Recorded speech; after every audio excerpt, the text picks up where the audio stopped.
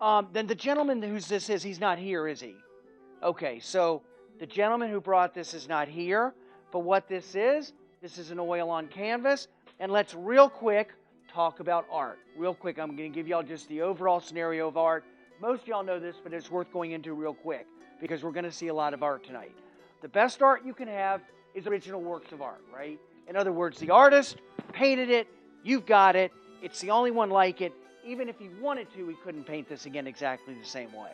So it's very unique. Now the best medium is oil on canvas, just like this.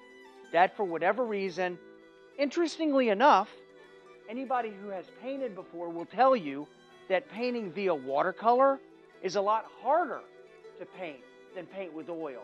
But for whatever reason, the market does not reflect that. The market tells us that oil or acrylics are going to bring the most money. Then 25% down that ladder, you're going to find watercolors and pastels and pen and inks and charcoals, and all the other mediums are going to be about 25% less. And then what's the next thing down the rung? Anybody want to guess? Exactly, a signed print. So you got the print. They made more than one. It's not unique.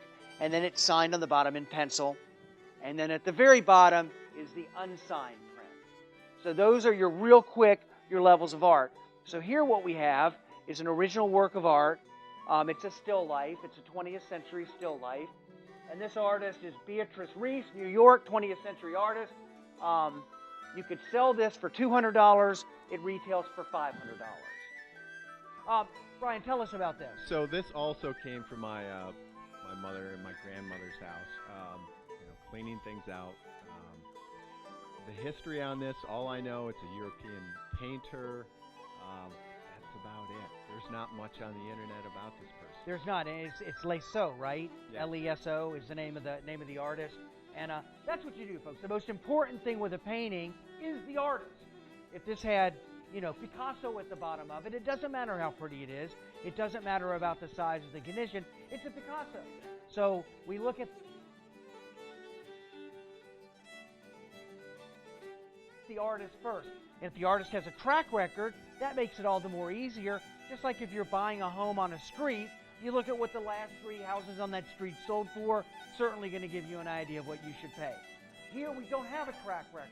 So what we have to do is we have to just use our wiles and our wits and say, okay, original work of art by a semi-known artist, but not a big track record out there.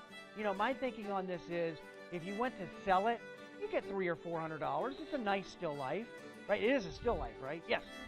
It's a nice still life. And around $1,000 if I was insuring it, I'd say around $1,000. Excellent. Not bad. Deborah, tell us about this. Well, it's a painting of bluebonnets. It was my grandmother's. She lived in San Antonio, Texas, and she was 103 when she died. Now, do you mean that your grandmother painted it, or she just owned it? No, it always hung in her house. Okay. I don't. And it's not signed, right? I think we talked about that. I know there are several famous, infamous painters of bluebonnets. Mm-hmm. I think one never signed his work. Okay. So, Well, but I don't know. all right, so, yeah, this might be somebody famous, but I can't, in the limited amount of time. Look, that when you talk about appraiser, the definition of an appraisal is an opinion of value.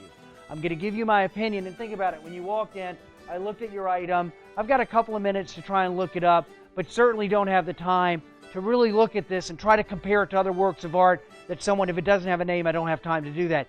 If you want to send it to me and email it to me, I'll send it out there and see if I can hook it up to one of those guys that might have not signed it. But I have to assume it's just an unsigned decorative painting, decorative value only, meaning not artist-driven, just decorative-driven. Small, pretty picture.